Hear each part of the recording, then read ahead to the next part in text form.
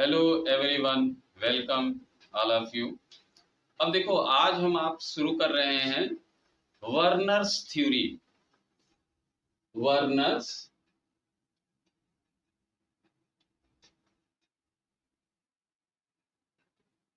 Werner's theory. अब देखो, Werner's theory क्या है। अल्फ्रेड वर्नर नेम है साइंटिस्ट का। You can see the Werner is a father of coordinate chemistry या कोऑर्डिनेशन केमिस्ट्री। कोऑर्डिनेशन कंपाउंड के ये फादर थे। सबसे पहले इन्होंने इस चीज की खोज किया था। अब देखो इन्होंने किया क्या। जैसे आप देखते हो कि हाइड्रोजन एंड क्लोरीन अगर हम ले लें, hydrogen and treated with oxygen, they are form to the H2O। इसी तरह से अगर हम देखें तो Na प्लस Cl अगर इन दोनों को रिएक्ट करा दें तो ये NaCl बना लेगा। अब देखो यहां पर आपका क्या हो गया, they are form to the simple salt and plus simple molecule. अब इन दोनों को अगर हम मिलाते हैं तो then they are form to the coordinate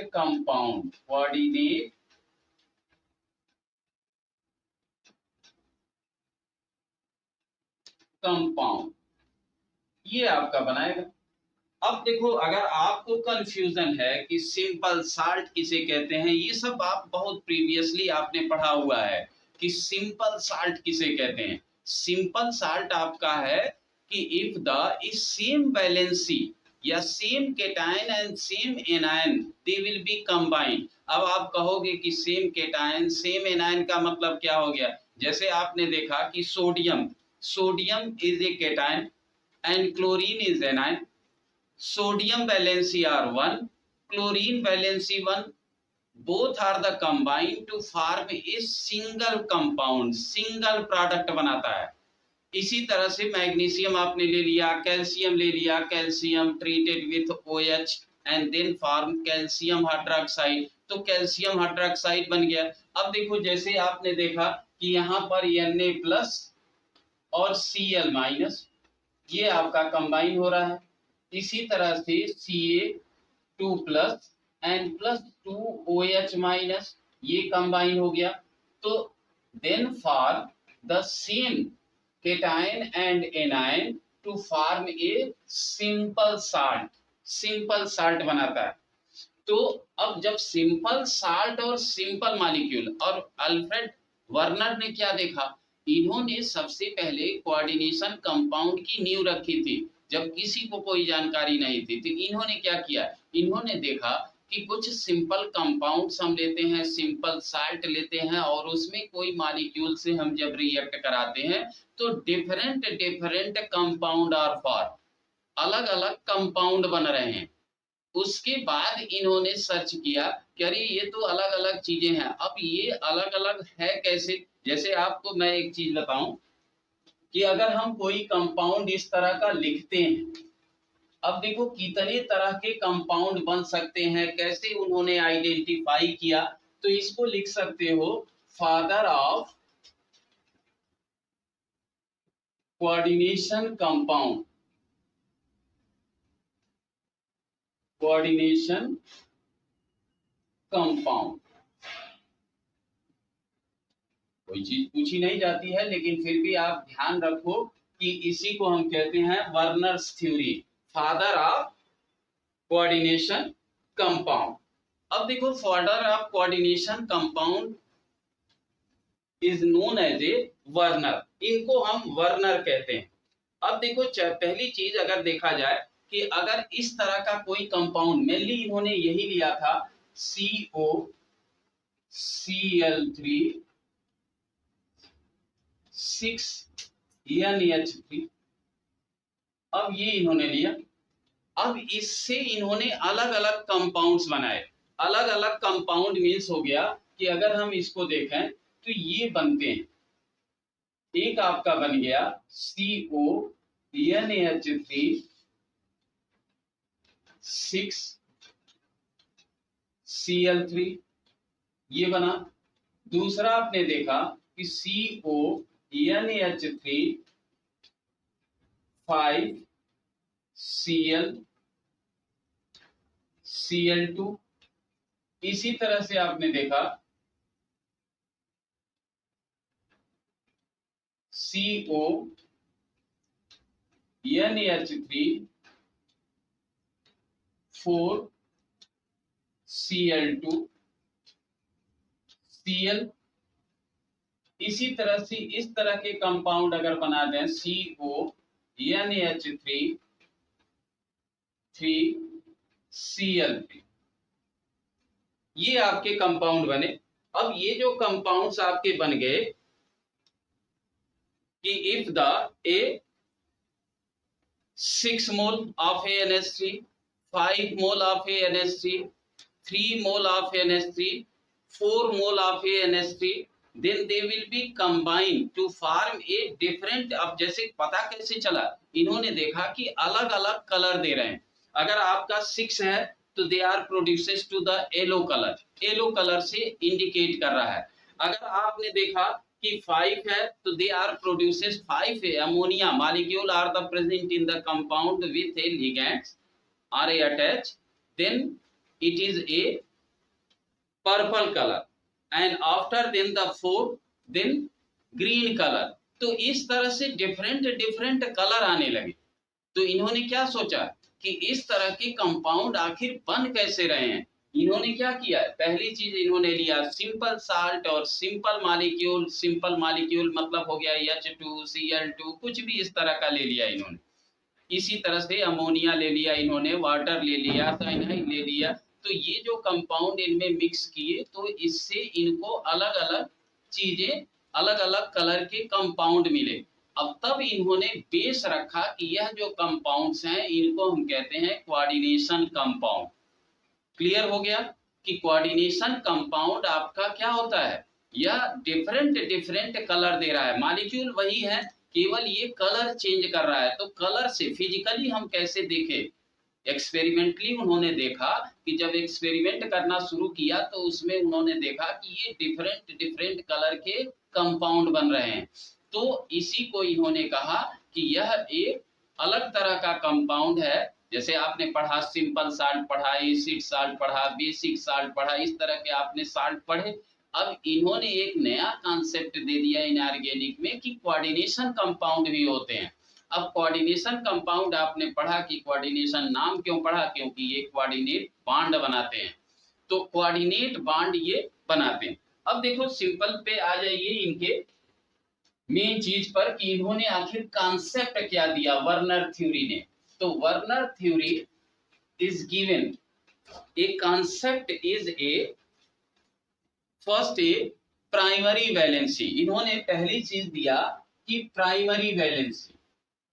इन्होंने कहा कि valency are a two type, one is known as a primary valency and another is known as a secondary valency. तो primary valency, primary valency, primary valency. अब primary valency आपका क्या है, primary valency means which valency they are ionisable. तो primary valency is a ionisable, ionisable. Second आपका है secondary valency. तो primary valency is also the ionisable. अब secondary valency, secondary valency is non ionisable, non ionisable.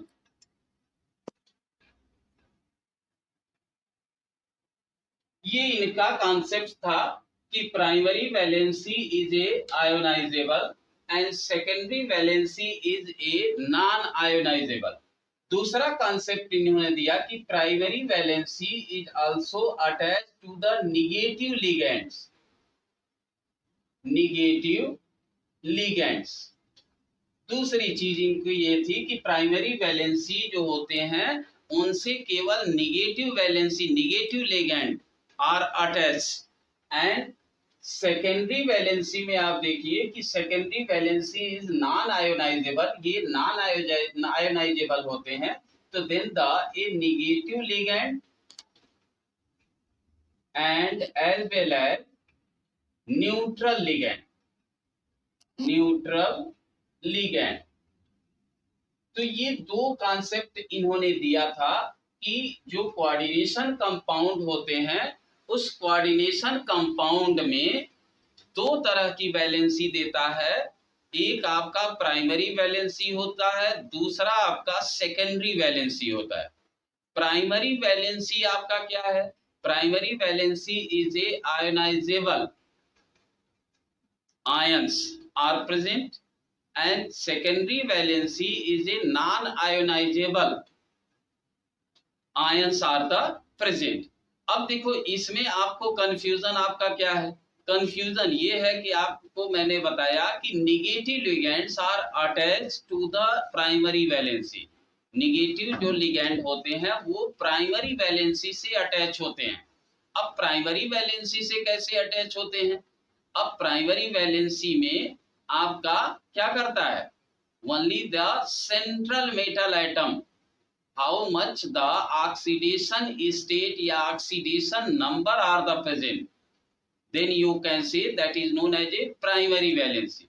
अब secondary valency क्या है? Secondary, अब देखो बहुत डीप में चला जाए कि सेकेंडरी वैलेंसी आखिर हुआ कैसे, तो जो कंपाउंड्स होते हैं उनके हाइब्रिडाइजेशन से हमें पता चलेगा। नेक्स्ट आपका वैलेंस बॉन्ड थ्योरी जब आप पढ़ोगे तो ये चीजें क्लियर हो जाएंगी कि किस कंपाउंड की वैलेंसी या कोऑर्डिनेट कंपाउंड बना सकता है, कितने बना सकते हैं।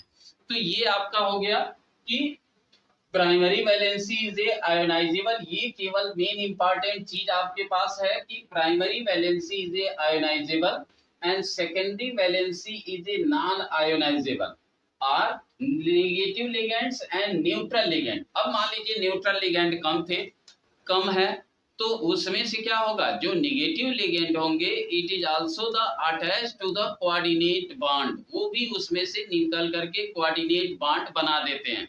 इसकी वजह से ये आपका क्या होता है? नेगेटिव लिगैंड भी हो सकता है यूज में सेकेंडरी वैलेंसी में, और neutral ligand as well as neutral ligand पहले रहता है as well as negative ligand is also the use. तो ये आपका प्राइमरी और सेकेंडरी वैलेंसी हो गया। अब देखो प्राइमरी वैलेंसी किसे कहते हैं?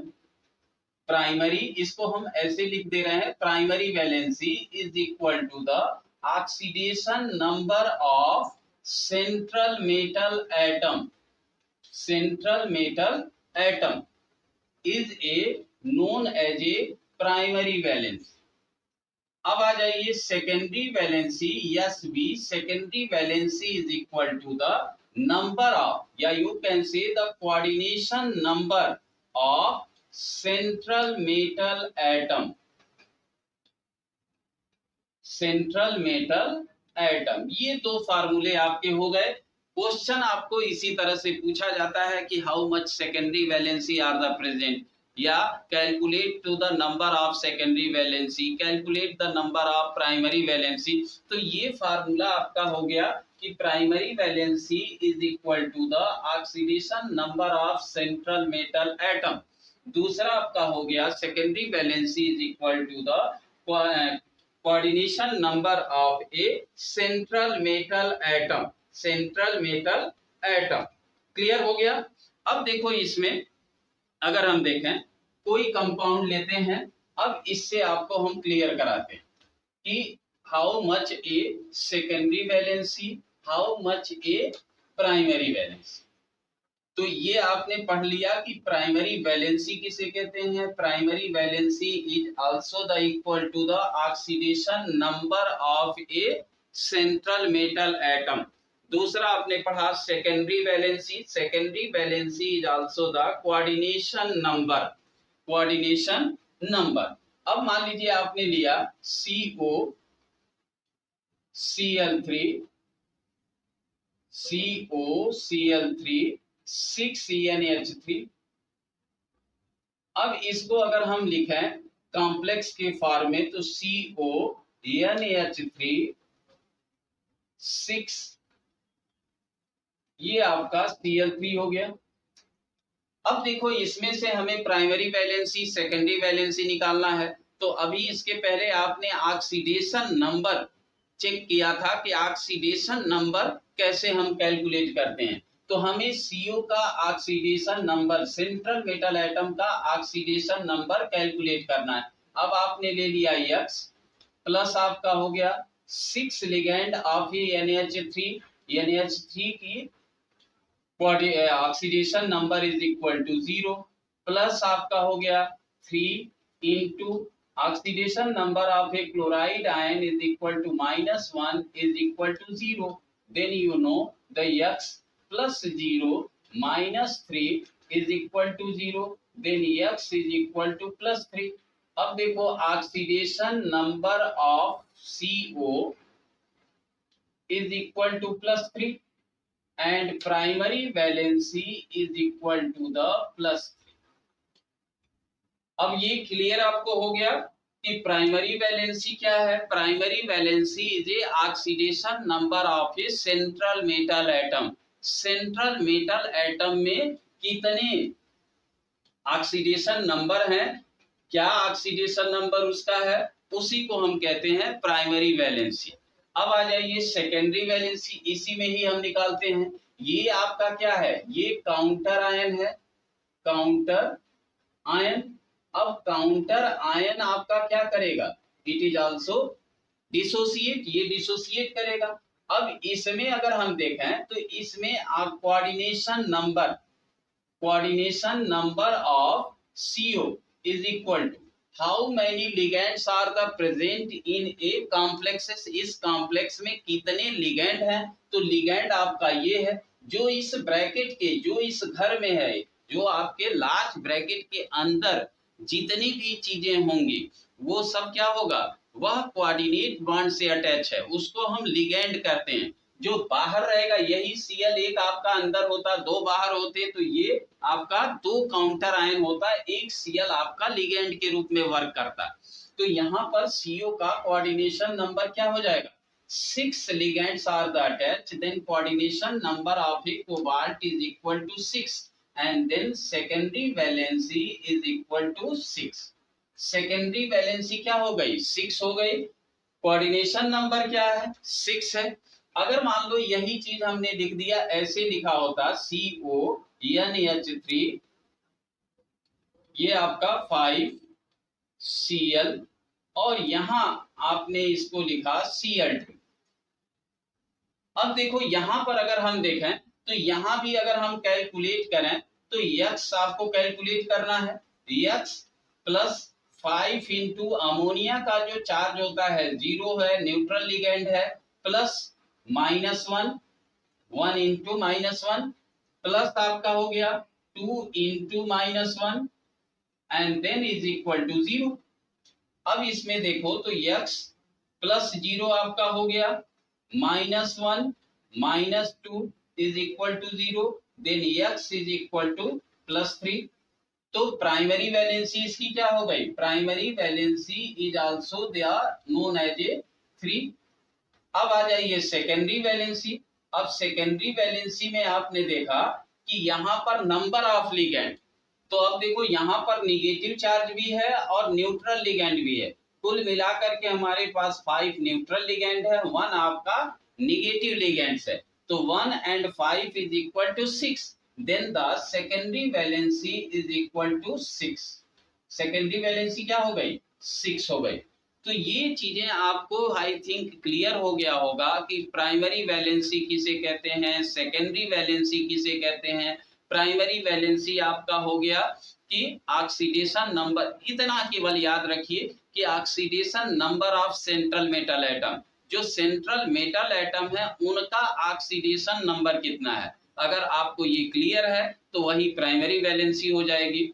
जितना सेंट्रल मेटल एटम का कोऑर्डिनेशन नंबर है वही आपका सेकेंडरी वैलेंसी हो जाएगा। तो दो चीजें आई थिंक आप क्लियर हो गए होंगे कि कैसे कैलकुलेट करते हैं।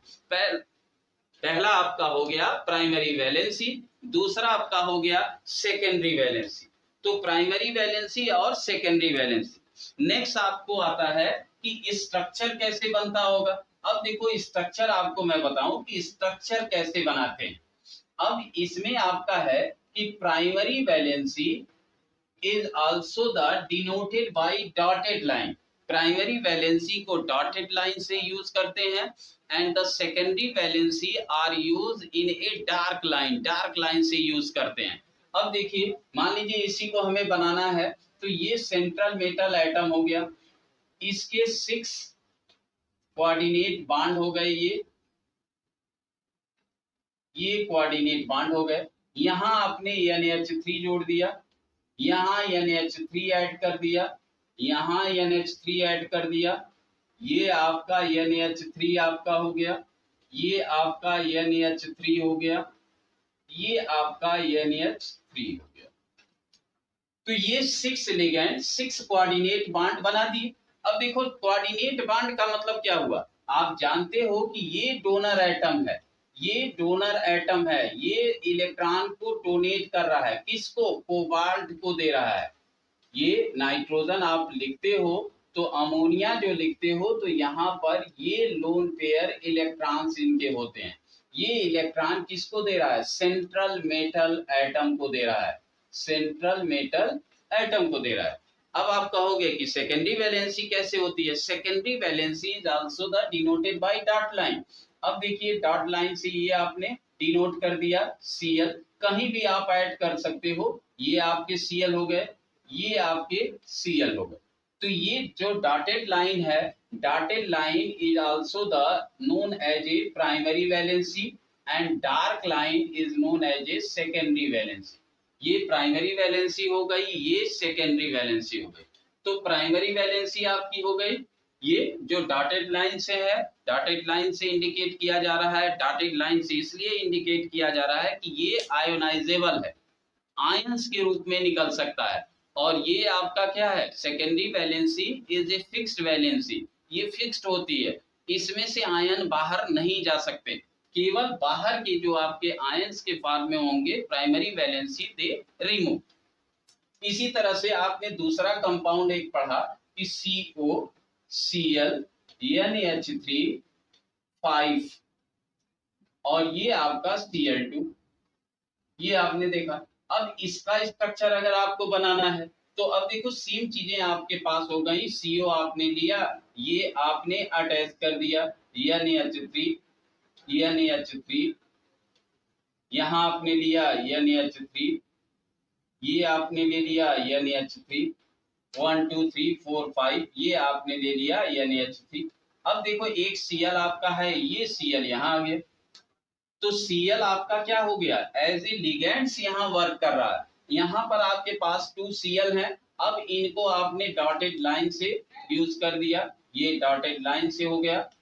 लेकिन आपने अभी निकाला था कि प्राइमरी वैलेंसी R3, यहाँ आपको कंफ्यूजन होगा स्ट्रक्चर कि ये तो 6 ठीक है, आपने 6 बना दिया, 6 compound they are form to the 6 molecule they form to the coordinate bond. अब यहाँ पर काउंटर आयन या आयोनाइजेबल आयन केवल हमारे पास 2 हैं, तो और जबकि आपने निकाला कि primary valency of a cobalt is equal to 3 होता है, तो 3 इसके पास डॉटेड लाइन भी होने चाहिए। लेकिन डॉटेड लाइन आप क्या करोगे, इसमें से जो Cl कोऑर्डिनेट बॉन्ड बना रहा है यही आपका डॉटेड लाइन आयोनाइजेबल या प्राइमरी वैलेंसी के द्वारा ही अटैच होगा। अब देखो इसमें थोड़ी सी आपको अगर कंफ्यूजन है कि क्यों हम इस तरह का लिगैंड लेंगे जो न्यूट्रल ही होगा, तो न्यूट्रल लिगैंड इसलिए लेते हैं कि ये आपका सेकेंडरी वैलेंसी मूव करता है, तो सेकेंडरी वैलेंसी बनाता है। नेक्स्ट देखो, अगर मान लीजिए कि यही कंपाउंड आपको ये आपका दिया गया था COCl3 6NH3, अगर इसी को हम ले लें COCl3 5NH3 एंड ES2, मान लीजिए ये दिया गया। अब इसका आपको स्ट्रक्चर बनाना है, तो अब देखो स्ट्रक्चर कितना आसान है, देख लीजिए कि यहाँ पर प्राइमरी वैलेंसी आपकी हो गई क्या चीज, oxidation number of central metal atom. Secondary valency आपकी हो गई coordination number.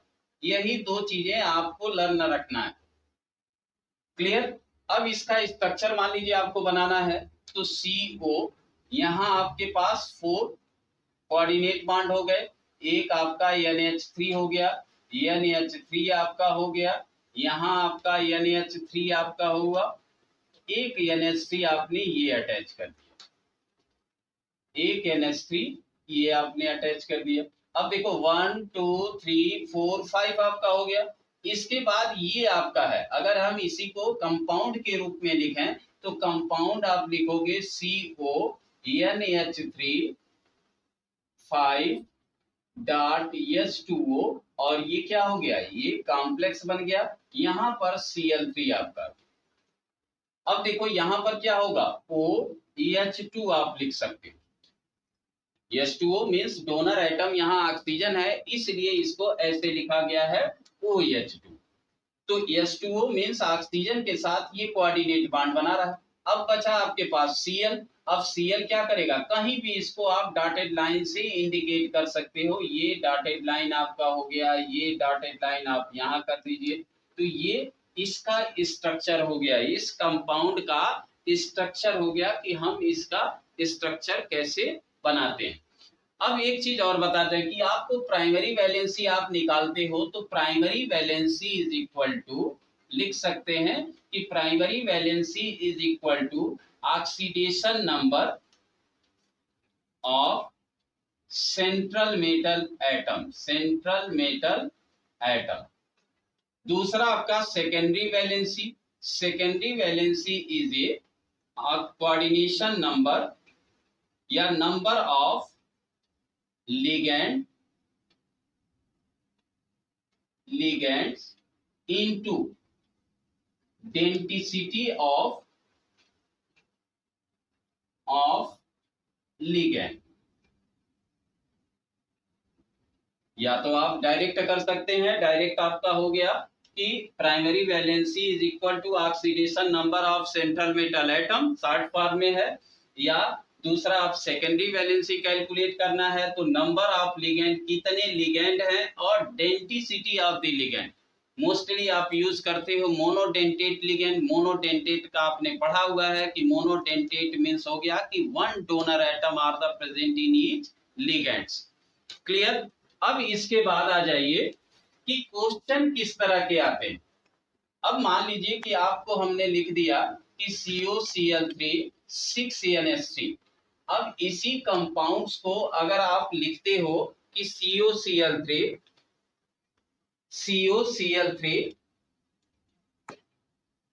NH3 COCl3 6NH3 COCl3 5NH3 COCl3 4NH3 COCl3 3NH। ये आपने लिखा। अब देखो ये मैंने आपको पहले ही बताया है कि ये कलर चेंज करता है। अब इसको अगर हम कंपाउंड्स के रूप में लिखें तो अब देखो यहाँ पर आपका हो गया CONH3 6 Cl3 आपका हो गया। यहां पर आप देखिए CONH3 5 Cl और ये Cl2 हो गया। इसी तरह से इसमें अगर हम देखें तो CONH3 4 Cl2 Cl। इसमें अगर हम देखें तो CONH3 3 Cl। ये आपका कॉम्प्लेक्स बने। अब इसको अगर हम डिसोसिएट कराते हैं तो they produces to the 3 chloride ion. इसको डिसोसिएट कराएंगे तो 2 क्लोराइड आयन देगा, मतलब ये डिसोसिएट होगा। इसको डिसोसिएट करें तो ये आपका 1 क्लोराइड आयन देगा और यहां पर आपका 0। अब क्वेश्चन आपसे पूछा जाता है कि the excess quantity of a silver nitrate, excess quantity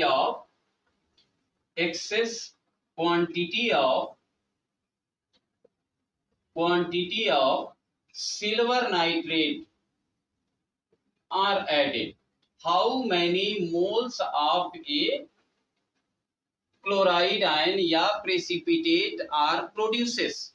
तो अब excess quantity of silver nitrate are added, अगर हम इसमें एक्सेस क्वांटिटी में ऐड करते हैं तो देखो रिएक्शन इनका क्या होगा, CO NH3 6 Cl3 plus AgNO3। अब इसके साथ जब हम ट्रीट करेंगे तो देखो ये कंपाउंड आपका क्या करेगा, डिसोसिएट होगा, डिसोसिएट होकर के बनाएगा CONH3 6, ये आपका 3 plus and plus 3 Cl minus, यही बना। अब इसको हमने सिल्वर नाइट्रेट से यूज किया तो ये आपका बना देगा CONH3 6, यहां आपका हो गया NO3 थ्राइस एंड प्लस क्या बना 3AgCl, ये क्या है व्हाइट प्रेसिपिटेट आपका बन गया, व्हाइट प्रेसिपिटेट बना। इसी तरह से अगर हम ले लिए CONH3 Cl 5 Cl2 plus AgNO3, इसको बैलेंस करेंगे तो यहां 3 लिख दीजिए, AgNO3 2 AgNO3। अब देखो ये कंपाउंड आपका बना CONH3 5, यहां आपका है Cl और ये आपका NO3 ट्वाइस हो गया और प्लस 2AgCl 2 मोल आपके सिल्वर क्लोराइड के 2 मोल प्रेसिपिटेट विल फॉर्म। इसी तरह से इसमें अगर हम ले लें तो 1 मोल AgCl will form, 1 mole AgCl बनाएगा और इसमें क्या होगा 0, इसमें प्रेसिपिटेट आपका नहीं बनाएगा। तो ये जो कलर आपने देखा कि इनके कलर क्यों चेंज होते हैं, तो जब हम सिल्वर नाइट्रेट का यूज करते हैं तो सिल्वर नाइट्रेट ये प्रेसिपिटेट बना देता है। अब आपसे कभी पूछ लिया जाता है कि यहाँ पर मान लीजिए फार्मूला तो आपका वही है, अब इसमें पूछ लिया गया कि how many moles are present after the dissolving silver nitrate, then you can say the 3 mole, then 2 mole, then 1 mole and this particular A COCl3 3NH2 0 mole, ये आपका 0 मोल बनाएगा। अगर मान लीजिए कि इसी तरह के क्वेश्चंस को कुछ कंपाउंड्स आपको दिए गए, अगर इस तरह के कंपाउंड दिए जाएं और उसमें आपको पता करना, तो इसमें एक चीज आपको पूछी जाती है कि इलेक्ट्रोलाइटिक कंडक्टिविटी, इलेक्ट्रोलाइटिक या ionisable mobility, how much the a या which compound is also the most conductive या कंडक्टेंस, तो then you how you will calculate it. अब इसमें देखो मान लीजिए कि कोई एग्जांपल आपको दिया गया NiS2O NiCl2, मान लीजिए ये दिया गया NiCl2 6S2, मान लीजिए ये दिया गया। अब इस कंपाउंड को अगर हम लिखें तो क्या लिख सकते हैं Na, यहां आपने लिखा H2O, ये आपका हो गया 6 और ये Cl2, ये बना। अब कितने मोल देगा, ये आपका 2 मोल AgCl बनाएगा, 2 मोल AgCl white precipitate is form. इसी तरह से मान लीजिए आपको दे दिया गया कि PD पैलेडियम NH3 4 Cl2, मान लीजिए इस तरह से लिखा गया Cl2। अब इसमें अगर हम देखें तो how they will be form, it is also they are the form to the A compounds and 2 mole of AgCl। जो ब्रैकेट के बाहर होगा वही आपका व्हाइट कलर प्रेसिपिटेट बनाएगा। अगर मान लीजिए आपको लिखा गया H2 PT Cl4, मान लीजिए ये दिया गया, या कंपाउंड आपको दे दिया गया इस तरह से PT Cl2 डॉट 2HCl, ये आपको दिया गया। अब इसको आपने लिखा H2 PtCl4। अब यहां पर अगर हम देखें तो then no any precipitate will be form, ये आपका क्या हो जाएगा, जीरो हो जाएगा, क्योंकि कोई भी आयोनाइजेबल नहीं है। यहाँ पर सिल्वर नाइट्रेट से ये रिएक्ट नहीं करेगा। इसी तरह से मान लीजिए PtCl2 PtCl2 2NH3, ये आपका दिया गया। अब PtCl2 2NH3 अगर दिया गया तो अब इसको अगर हम कंपाउंड बनाए तो क्या बनेगा, Pt, यहां आपका हो गया NH3 twice Cl2 plus 2 charge. अब यहां पर अगर हम देखें तो then 0 mole of a AgCl will be form. Clear. Next देखो, नेक्स्ट आपका एक क्वेश्चन इस तरह के पूछे जाते हैं बोर्ड में, compare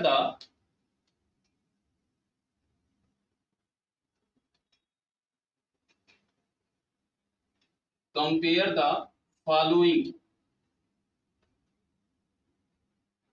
compounds, compare the following compounds of conductivity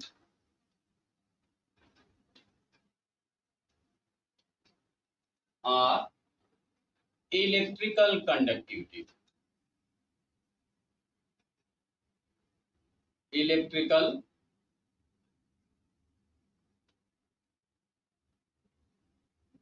conductivity. इस तरह के क्वेश्चन पूछे जाते हैं कि कंपेयर द कंडक्टिविटी कर लीजिए।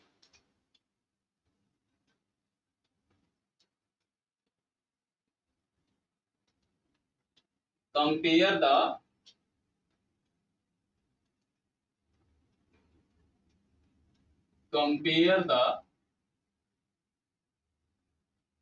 conductivity of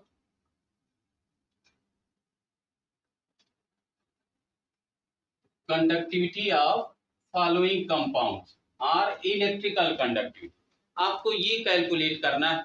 अब मान लीजिए कि आपने कोई कंपाउंड लिया CO NH3 6, ये Cl3 है। अब इसको जब हम डिसोसिएट करेंगे in presence of water, water के प्रेजेंस में जब हम डिसोसिएट करेंगे तो अब देखो ये कंपाउंड बन रहा है CO NH3 6, 3 प्लस आपका हो गया plus 3 Cl minus.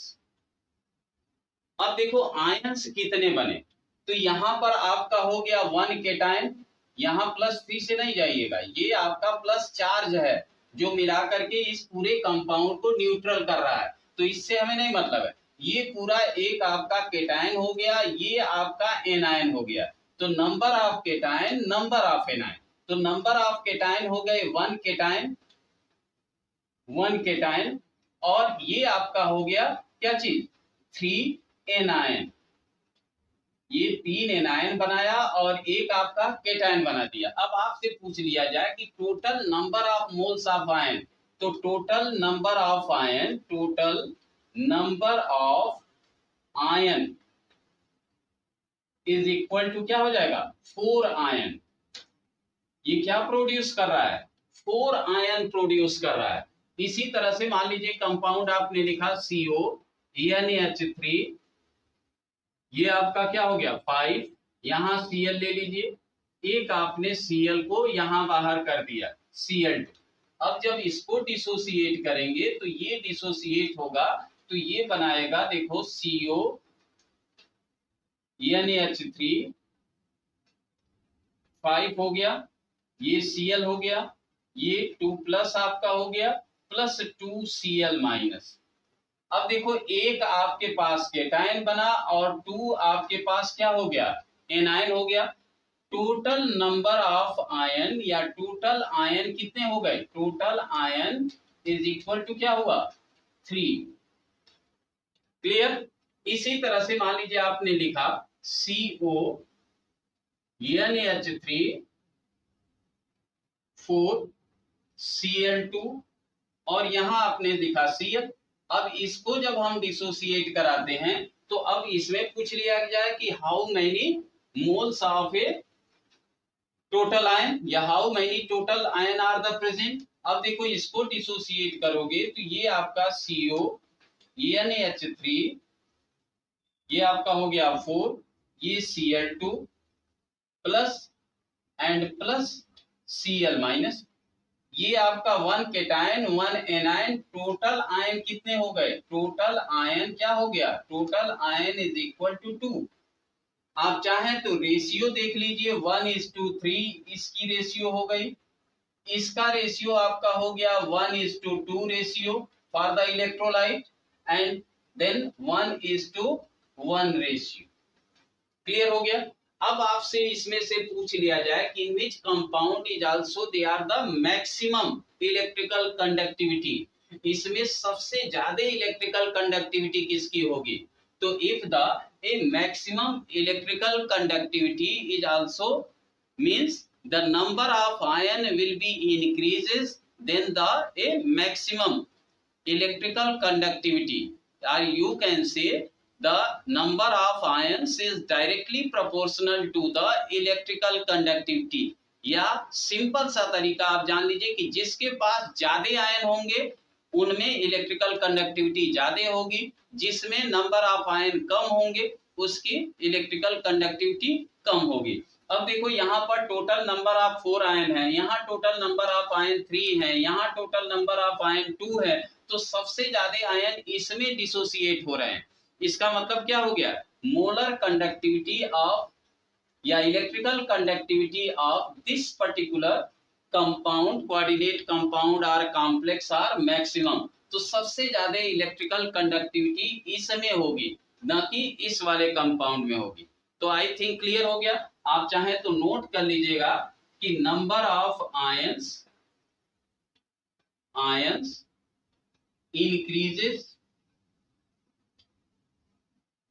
increases then number of electrical conductivity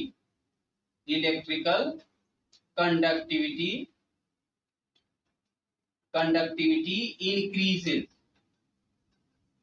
NCERT में इस तरह के क्वेश्चन दिए गए हैं तो आप ये याद रख लीजिएगा कि जिसमें सबसे ज्यादा आयन होंगे वह सबसे ज्यादा इलेक्ट्रिकल कंडक्टिविटी कंडक्ट करेगा। क्लियर। देखो तो ये आपका हो गया नंबर ऑफ कंडक्टिविटी। तो ये आपका एक रूल हो गया, इस रूल को आप लर्न कर लीजिए, इसी से सारे क्वेश्चन, इससे रिलेटेड वर्नर्स थ्योरी से रिलेटेड सारे क्वेश्चन आप कैलकुलेट कर सकते हो। इसके बाद आपका मान लीजिए कि इसको हम ए मान लें, इसको आपने बी मान लिया, ये आपने सी मान लिया, तो अब इलेक्ट्रिकल कंडक्टिविटी क्या हो जाएगा, A is less than B, greater than B and then greater than C. ये इनका सीक्वेंस हो गया, ऑर्डर हो गया। तो ये ऑर्डर इस इक्वेशंस के हो गए कि अगर क्वेश्चन ये दिया गया है तो ये आपका हो गया क्वेश्चन बी, या सेकंड दिया गया है तो ये आपका हो गया क्वेश्चन सी, दिया गया तो ये आपका हो गया, and then A is greater than B then greater than C. तो सबसे ज्यादा आयोनाइजेबल आपका है ए। अगर आपसे पूछा जाए electrical conductivity then you can say A is also the more electrical conductance या कंडक्टिविटी। क्लियर। इसके बाद आपसे पूछ लिया जाता है कभी कभी सेकेंडरी वैलेंसी। तो सेकेंडरी वैलेंसी का मतलब क्या हुआ, secondary valency means number of a ligands are present with a central metal atom. तो then you calculate to the a secondary valency. तो कोई भी कंपाउंड दिया गया है उससे आप ये कैलकुलेट कर सकते हो कि इसकी सेकेंडरी वैलेंसी कितनी होगी, प्राइमरी वैलेंसी कितनी होगी, या कितने मोल प्रेसिपिटेट बनाएगा, ये आप कैलकुलेट कर सकते हो। अगर मान लीजिए आपसे पूछा जाए कि इलेक्ट्रिकल कंडक्टिविटी किसकी ज्यादा होगी, तो आपको मैंने बताया कि number of ion will be increases then the a electrical conductivity is also the increases, जिसमें टोटल नंबर ऑफ आयन ज्यादा होंगे वो ज्यादा इलेक्ट्रिसिटी कंडक्ट करेगा। Clear? I think all of you satisfied, then solve the question. If any problem, then you write in comment box. Okay, thank you.